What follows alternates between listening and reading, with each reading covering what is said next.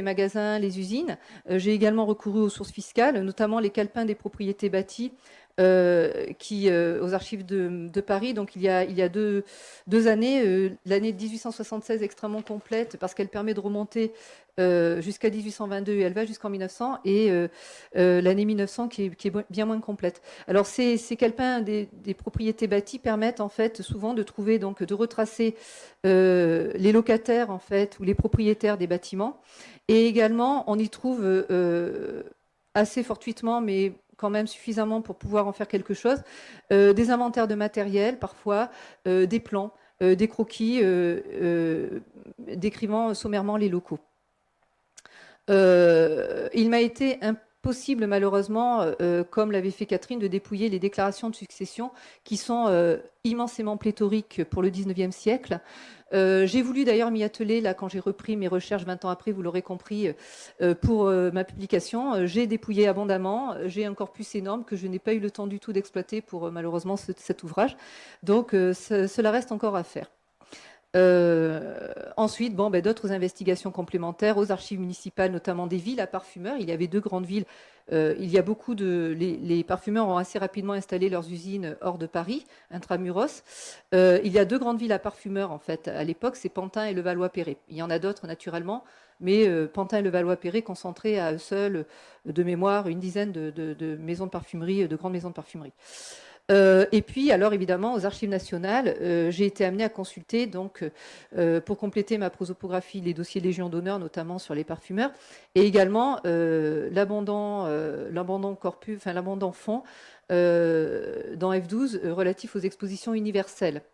Et alors là, à ce sujet, j'ai été ravie de pouvoir ajouter un petit chapitre entier à mon ouvrage par rapport à ma thèse relatif à ces expositions universelles, puisque grâce au CNAM, nous avons maintenant en ligne l'essentiel en fait des rapports de jury des expositions, qui étaient des expositions industrielles avant et parfois même nationales, depuis 1823. Donc ça m'a permis de remonter en fait à 1823 pour étudier cette longue histoire, puisqu'en fait les expositions universelles ont été pour les parfumeurs une occasion unique de faire, de se différencier tout d'abord des pharmaciens, de se différencier des savonniers, de se situer dans les industries chimiques et non plus de la chimie, et non plus dans les industries des accessoires, comme ce à quoi ils étaient quand même cantonnés jusqu'à assez tardivement dans le siècle, puisque la parfumerie a toujours cette espèce de tension entre le contenu. Les parfumeurs vivent toujours dans cette tension entre le contenu et leur contenant. Je suis très sommaire, mais c'est développé amplement dans mon travail. Donc les expositions universelles ont vraiment été finalement pour eux l'occasion de faire reconnaître leur profession. Et puis, alors ensuite, il a fallu évidemment aller chercher énormément de publicités, de documents commerciaux pour, toujours pareil, pour documenter mes objets, hein, tout simplement. Donc là, voilà, je prends, alors vous en avez un, c'est pas le plus beau, mais enfin voilà, c'est un dépôt de pâte dentifrice glycérine de la maison Gelée Frères, pour vous expliquer un peu comment j'ai procédé.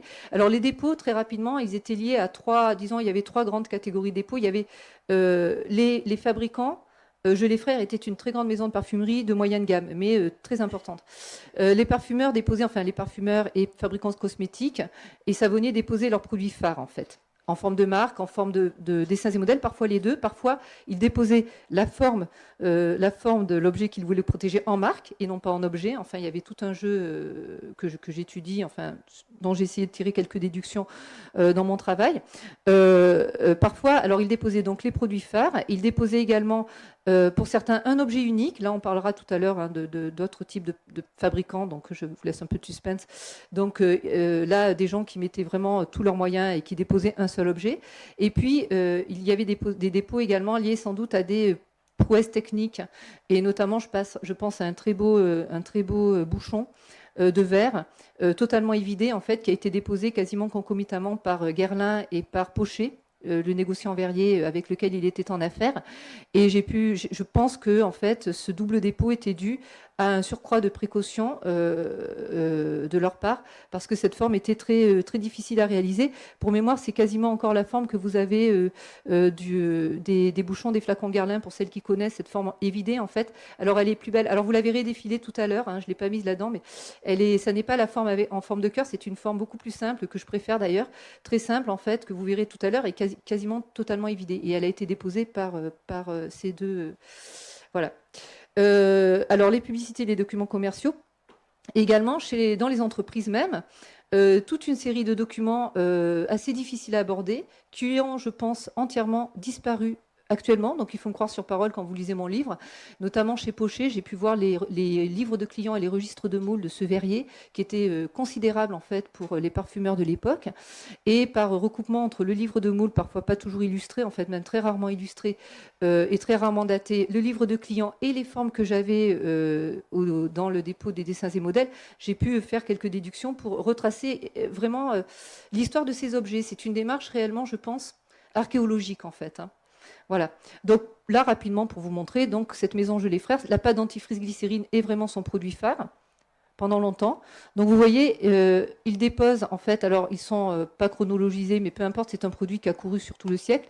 Vous avez donc un extrait de catalogue, et puis un modèle de flacon donc, déposé par Devers, qui était le chimiste d'ailleurs de cette maison, qui a employé très tôt un chimiste.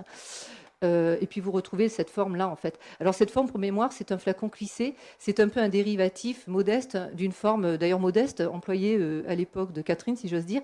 C'était des flacons, en fait, qui étaient contenus droit dans des caisses en bois qui venaient parfois de Grasse. Et c'était d'une corbeille en osier, en fait. Et donc ils ont reproduit cette forme. Voilà, vous la retrouvez là aussi. Donc vous voyez, chaque fois, j'ai pisté mes objets de cette façon-là. Et là, j'ai pu voir, voilà, vous voyez, ce produit a duré jusqu'en 1925, en fait, très tardivement. Voilà, et puis une affichette également que j'avais dénichée aux estampes à l'ABN. Voilà, hop, là je passe à autre chose. Donc en fait, bon, je vous épargne d'autres sources, hein, c'est relativement roboratif et pas forcément passionnant.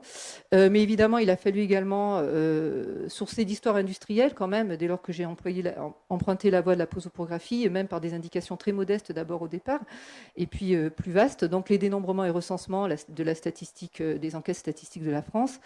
Et puis également toute la législation, les débats également relatifs à la protection industrielle, donc qui déborde largement le cas des cosmétiques, puisque là je me suis intéressée à tout ce problème de la protection industrielle des marques et des dessins et modèles, puisque ce n'était pas fait, quoi. C'était fait pour les brevets, mais pas du tout pour ces objets-là. Donc en fait, ma thèse d'école des chartes, il y a 20 ans, était très... elle n'était pas hyper cohérente, parce qu'il y avait trois parties. Il y avait une énorme partie prosopographique, une partie très juridique, un peu austère, et puis une partie un peu plus sur le registre, où j'essayais d'expliquer les démarches publicitaires, et puis les usages et la clientèle, en fait, des parfumeurs. Et puis cette cohésion, il m'a fallu 20 ans à la trouver. Je pense que j'ai réussi à la trouver pour mon ouvrage, et je l'ai trouvée notamment grâce aux lectures abondantes que j'ai faites depuis, et notamment grâce aux gens qui ont travaillé après moi, finalement, sur ces questions-là. Les travaux de Catherine, je les ai découverts tardivement lors de la publication de son ouvrage, donc en 2008.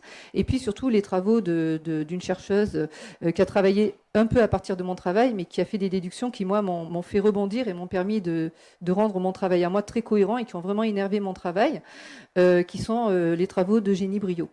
Voilà, donc je vais repasser la parole à Catherine, donc pour que nous parlions de la chose suivante. Donc, au-delà des convergences finalement, au-delà de la diversité de nos sources et de nos approches, de nos objets d'études et de nos méthodes, nous sommes tout de même parvenus toutes les deux à identifier un certain nombre de convergences, de points communs dans l'histoire de la cosmétique et de la parfumerie au sens général, c'est-à-dire des caractères qui sont propres à ce domaine d'activité et se jouent complètement des périodisations des historiens. Et là, on va essayer de vous en faire partager rapidement quelques-unes. Alors, parmi ces domaines de convergence que nous avons, Rosine et moi, identifiés, d'abord, on a identifié, alors on le dit avec un vocabulaire qui va peut-être vous étonner, mais je vais m'en expliquer.